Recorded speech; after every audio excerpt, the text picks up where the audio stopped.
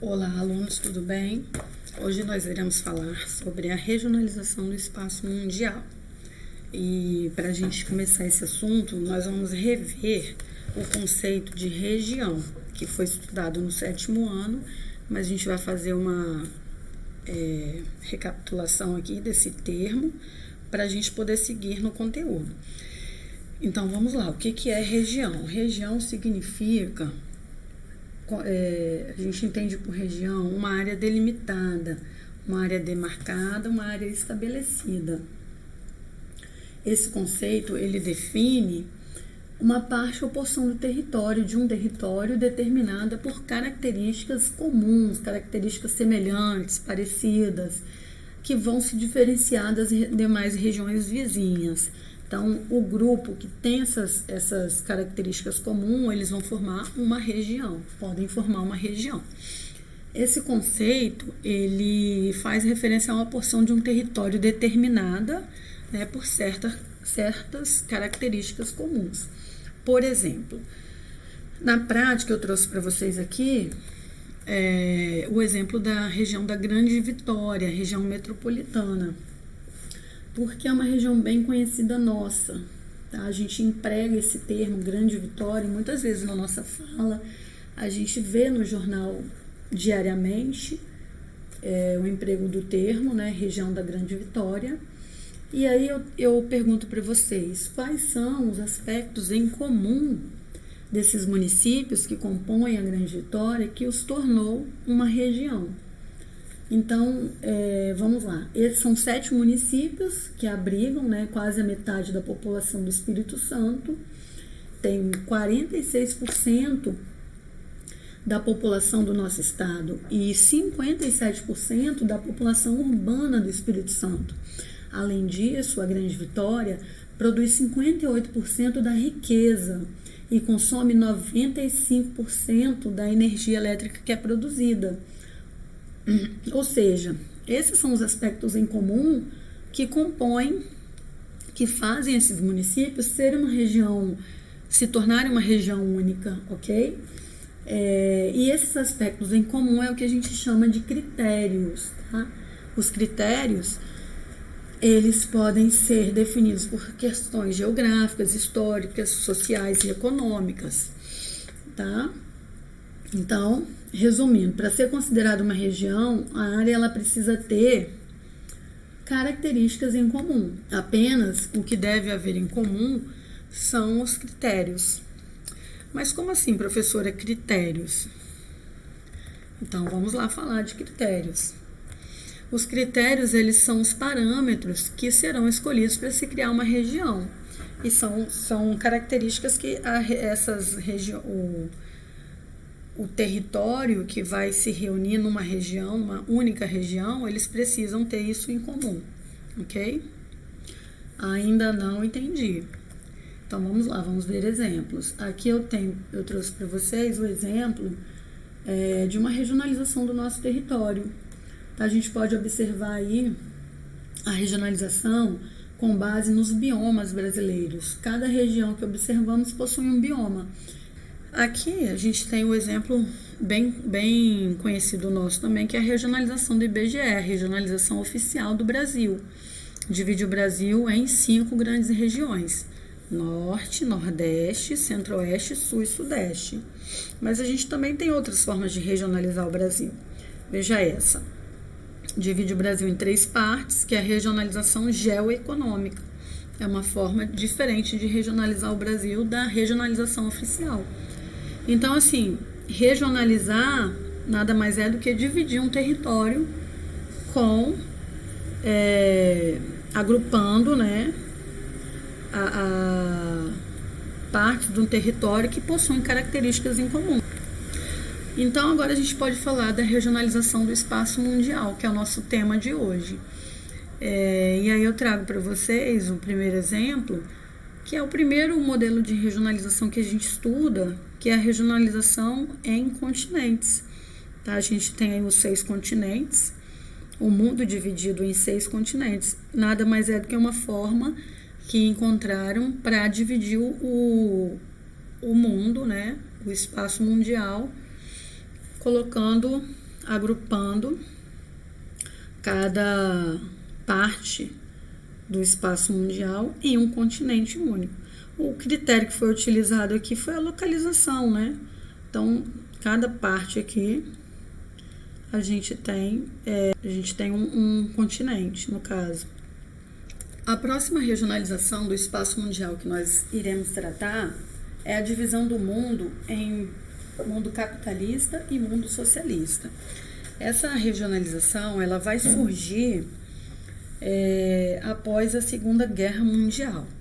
Nós iremos tratar de regionalizações do espaço mundial após a Segunda Guerra. Então, a primeira é essa daí, o mundo dividido em países capitalistas e socialistas. E é o que a gente chama de mundo bipolar, ou seja,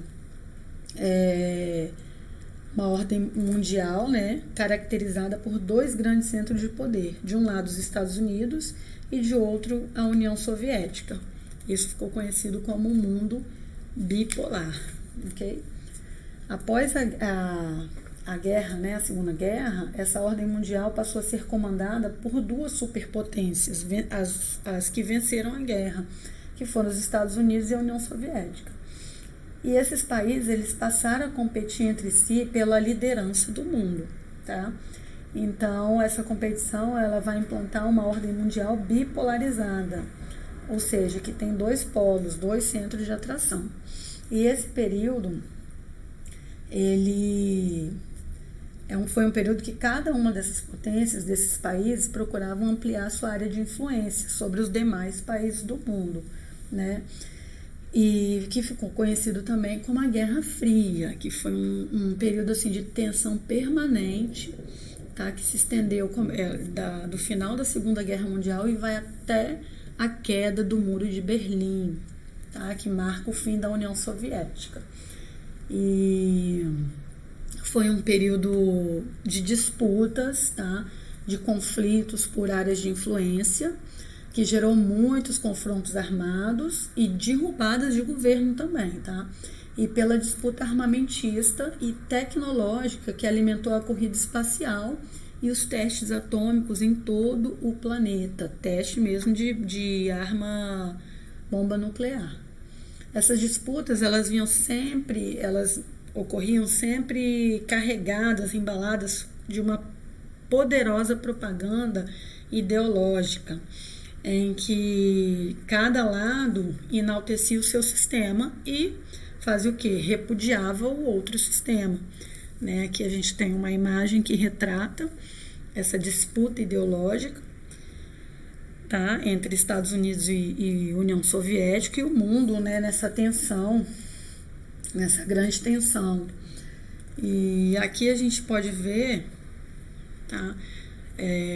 O marco, né, desse mundo bipolar, que foi liderado pelos Estados Unidos e pela União Soviética. Estados Unidos representando o capitalismo e a União Soviética representando o comunismo, tá?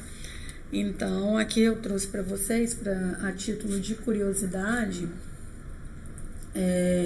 algumas imagens que retratam essas disputas ideológicas, tá?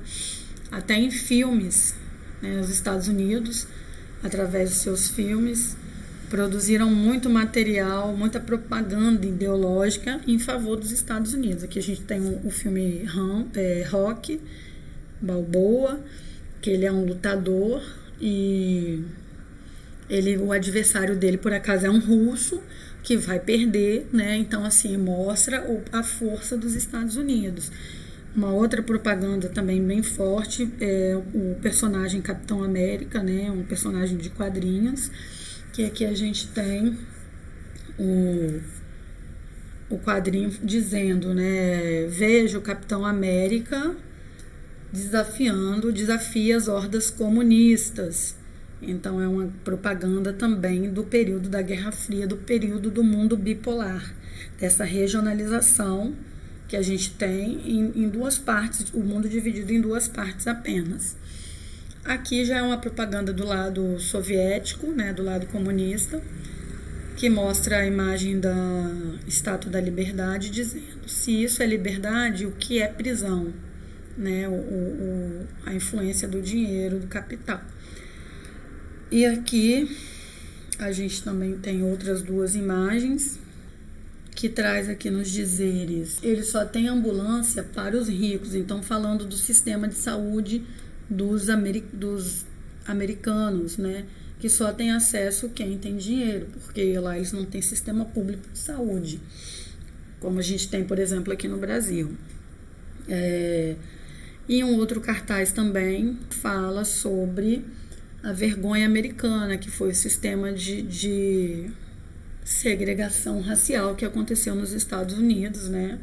Então, é uma propaganda bem forte de ambos os lados, no caso, né? Então, dando sequência aqui só para mostrar para vocês a marca desse mundo bipolar. Se vocês pesquisarem, vocês vão encontrar muito mais coisas, muito mais material.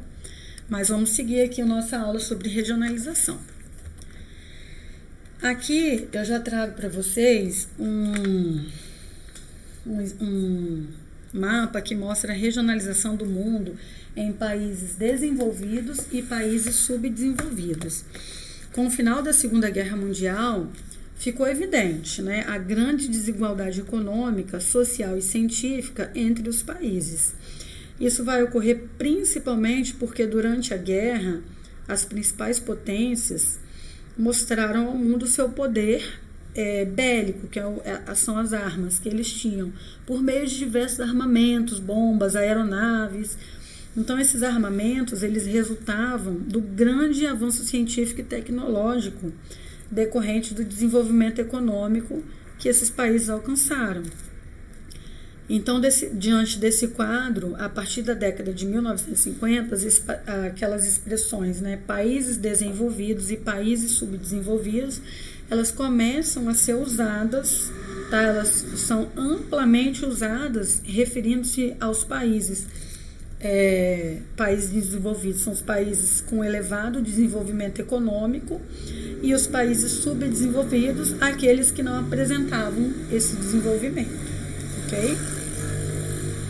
Essa regionalização, ela vai fazer sentido na época em que ela foi criada, apesar dela ser uma regionalização que ela generaliza demais. A gente tem muitas diferenças dentre os países desenvolvidos e dentre os países subdesenvolvidos.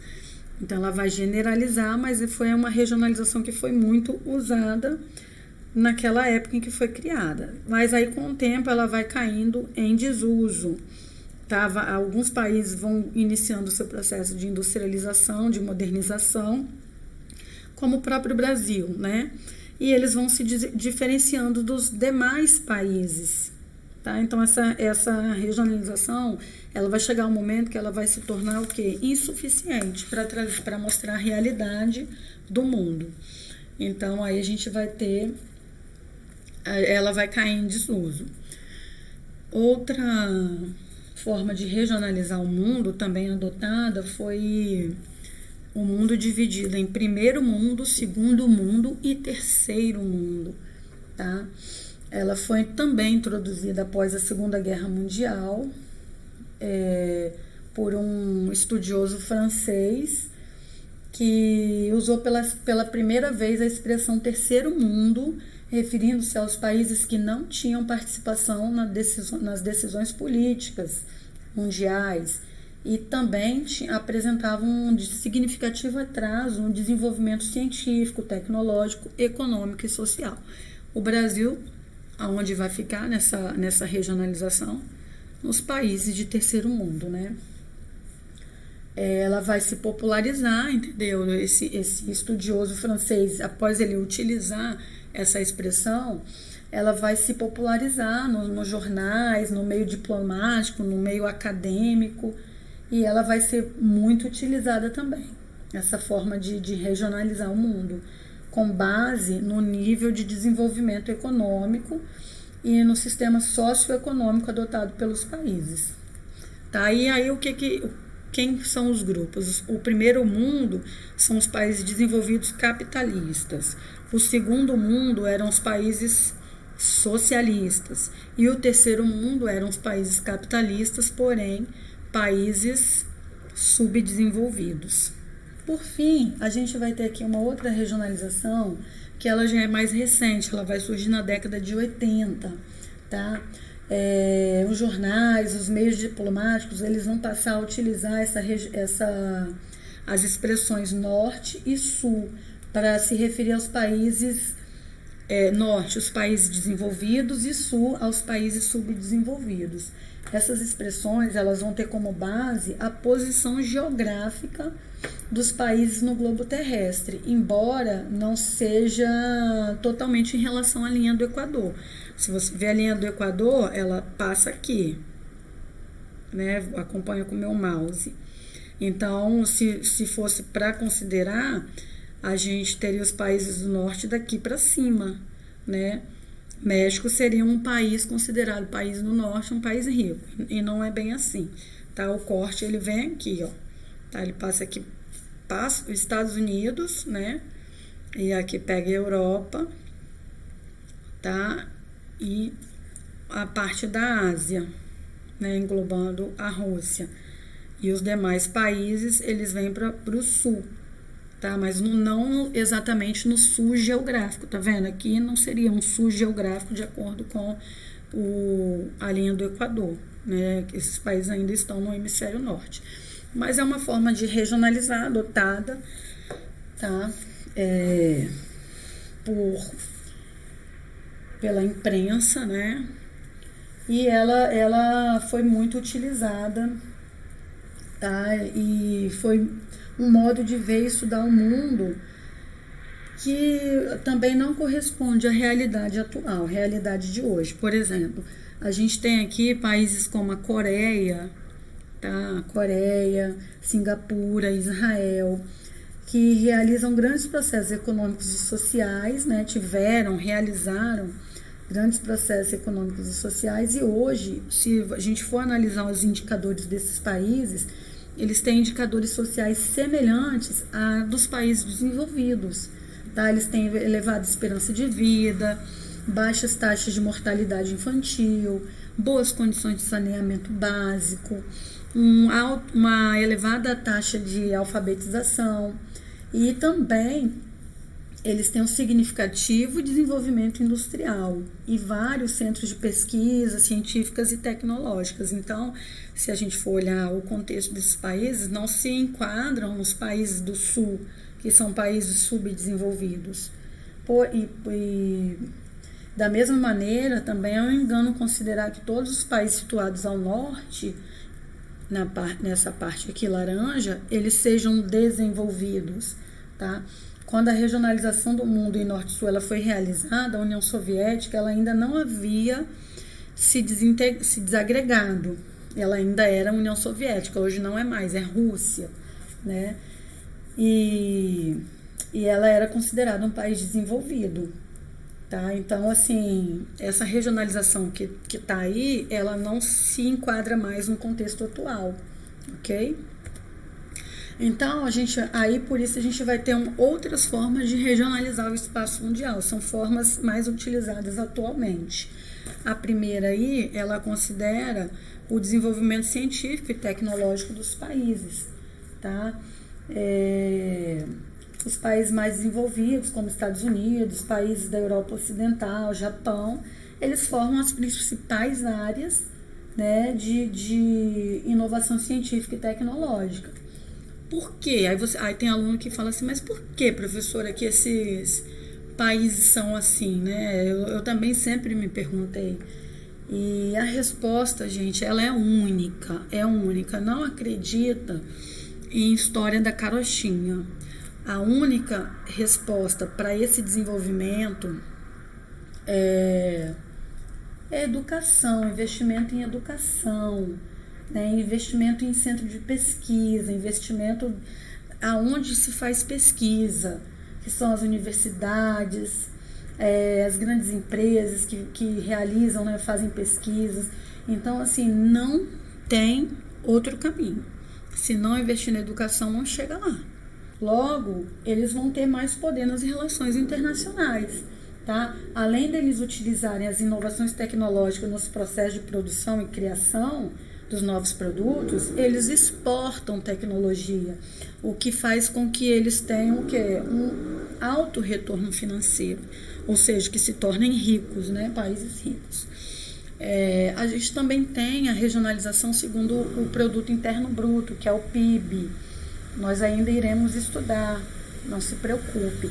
Mas só resumindo aqui para você, o que é o PIB? O PIB é a soma do valor total de bens e serviços produzidos em um país durante um determinado período. Tá? Então, esse valor ele é usado para avaliar a importância da economia de um país e é comparado com a economia dos demais países. Vocês sabiam que o Brasil, em termos de PIB, tá? Que é toda a riqueza que é produzida no país, o Brasil é o sétimo, ele possui o sétimo maior PIB do mundo. Tá? Se a gente for considerar aí 200 países que existem, o Brasil está na sétima posição. Tá?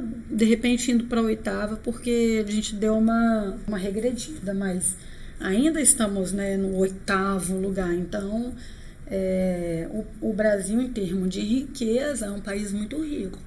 Agora, por que a gente tem tanto problema social? Isso a gente vai falar mais para frente. Então, outra forma de regionalizar, seguindo aí, é segundo o Índice de Desenvolvimento Humano, tá? Que é o IDH. O IDH é um índice utilizado pelas Nações Unidas para avaliar as condições de vida em um país.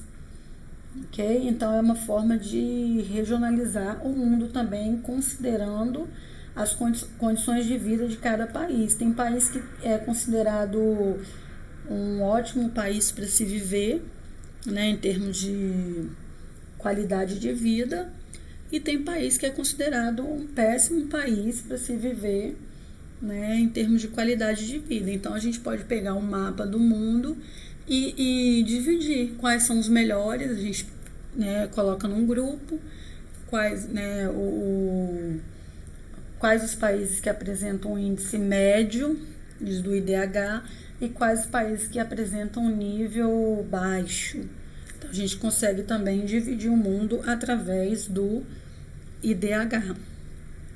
E aí a gente tem outras formas também de regionalizar, que é segundo os níveis de desenvolvimento econômico e social, forma mais utilizada atualmente. Tá? Então, observem esse mapa comigo.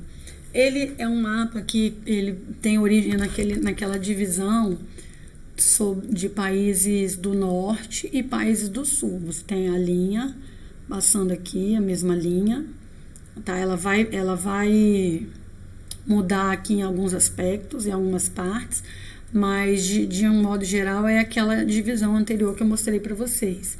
Então, a gente tem aqui dois grupos, né? Os países tipo norte e os países tipo sul, tá? Isso, por que essa regionalização ela foi, vamos dizer, melhorada, né?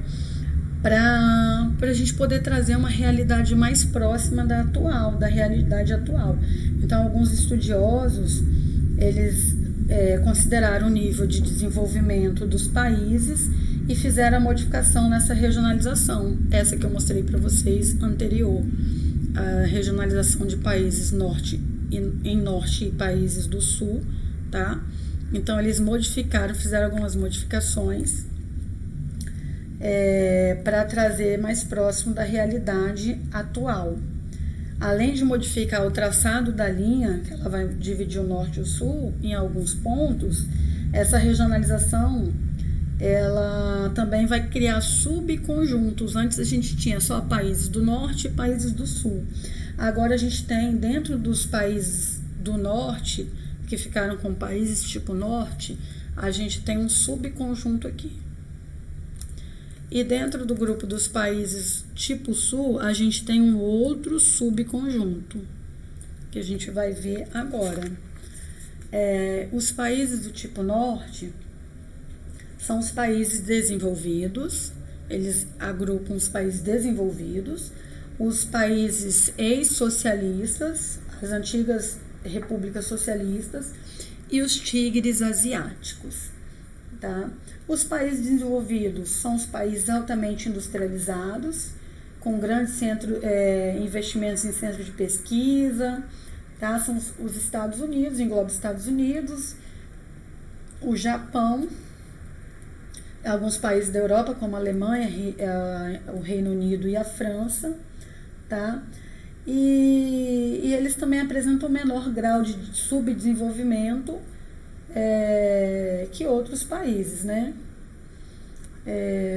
Os países ex-socialistas, eles são estados europeus que adotaram um regime socialista, investiram na industrialização, fizeram investimentos em saúde, em centros de pesquisa, mas por volta do início dos anos 90, eles abandonaram esse regime e implantaram o capitalismo, ok? Mas a infraestrutura industrial, educacional e de saúde, ela vai permanecer, tá? Então, isso vai explicar o fato de que nessa regionalização esses países pertencem ao grupo de países do tipo norte, porque os investimentos que eles fizeram no período do socialismo, isso não vai acabar. Então, eles mantêm, né, um investimento na infraestrutura industrial, educacional e de saúde. E quem são os tigres asiáticos que compõem os países do tipo norte? Os tigres asiáticos, para começo de conversa, né, a figura do tigre, ela vai representar lá no imaginário oriental astúcia e força. Por isso essa expressão, tigres asiáticos, porque são países, né, que tiveram muita astúcia e força. Num curto período, eles apresentaram um intenso e contínuo desenvolvimento econômico e social. Eles são chamados também de novos países industriais, porque eles se industrializaram após a Segunda Guerra Mundial, diferenciando-se daqueles que passaram pelas revoluções industriais que a gente vê lá no século XVIII. Tá? Que países são esses? A gente tem a Coreia do Sul, Taiwan, Singapura e Hong Kong. São os países que representam os tigres asiáticos. Esses países, eles têm, a partir de 1960, eles vão apresentar assim, um intenso e contínuo desenvolvimento econômico e social. Eles vão se industrializar com muita rapidez, vão implantar centros de pesquisa, né? E investiram em educação, eles equipararam os indicadores sociais aos dos países desenvolvidos da Europa, tá? E da América do Norte. Então é isso. Esse grupo de desenvolvidos, países socialistas e tigres asiáticos são os países que formam os países do tipo norte. E os países do tipo sul, que são os países emergentes, os menos avançados, os países considerados em situação intermediária, os exportadores de petróleo e os novos tigres asiáticos, que também tem quem chama de tigrinhos asiáticos. Quem são os países, os grupos emergentes? México, Brasil, Chile, Argentina, África do Sul, Índia, China e alguns outros países são considerados países emergentes em decorrência de algumas características que eu vou falar para vocês. Esses países, eles têm uma considerável industrialização, um considerável crescimento econômico, dominam alguns setores avançados da ciência e da tecnologia. Nós atraímos investimentos estrangeiros, tá? Porém, a gente não considera as condições de vida da nossa população.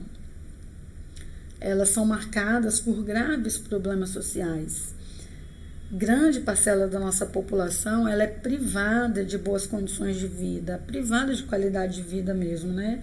A gente tem aqui um alto índice de mortalidade infantil, não só aqui como nesses países que eu citei. Baixo ou médio IDH, né? Muita pobreza, muito analfabetismo, um baixo nível de instrução e outros fatores que empurram, né, o nosso desenvolvimento social lá para baixo, tá? Então, a gente tem aí dentro ainda dos países do tipo sul, o subconjunto de países exportadores de petróleo, tá? Que tem uma renda elevada, porém também nesses países existem grande concentração de renda na mão de classes privilegiadas, tá? Então essas classes, esses grupos, eles vão ter um alto nível de vida, mas uma parcela significativa da população vai se encontrar em condições mínimas de sobrevivência. Os novos tigres asiáticos, ou também nova geração de tigres asiáticos, que são a Tailândia, Malásia, Indonésia e Filipinas, tá? Eles liberaram depois da liberalização das suas economias, atraíram muitos investimentos estrangeiros, o que acarretou em quê? Impulsionou a industrialização e crescimento econômico, e aí fez com que esses países se diferenciassem dos outros países menos avançados, né, que se encontram se encontram entre os emergentes e os menos avançados. Porém, a exemplo dos países emergentes como o Brasil, a grande parcela da população ainda vive em condições precárias, né, uma parcela considerável. E a parte mais dramática desse grupo aí são os países menos avançados, tá? A maioria desses países se encontra na África, na Ásia, tá? São países que apresentam indicadores sociais mais baixos se a gente for comparar aos outros desse mesmo subconjunto. A economia é uma economia assentada na agricultura e na exploração mineral. Embora sejam produtores de café, algodão, amendoim, boa parte da população apresenta um déficit alimentar e, em consequência disso, taxas elevadas de desnutrição. Ok? Então, assim, essa regionalização em diferentes níveis de desenvolvimento é o que tem mais atual, tá, de regionalização do espaço mundial. Nós vimos que algumas regionalizações do mundo foram criadas após a Segunda Guerra Mundial, tá? O mundo bipolar, a regionalização em países desenvolvidos, subdesenvolvidos, tá? Mas considerando a dinâmica do mundo, dos estados, essas regionalizações elas vão cair em desuso, né? Elas caíram em desuso. Então surgiram outras regionalizações que também, por exemplo, essa que estou apresentando para vocês, elas podem cair em desuso daqui a alguns anos. Poderão sofrer mudanças, entendeu? Então a gente pode concluir o quê? Que as regionalizações, os modos de ver e estudar o mundo, eles vão se alterando com o passar do tempo. Uma regionalização, ela não é estática, né? Ela pode se alterar, ok? Então, acho que o que eu tinha para passar com relação a esse tema, né? Regionalização do espaço mundial, a gente encerra aqui. Um beijo para vocês, fiquem bem.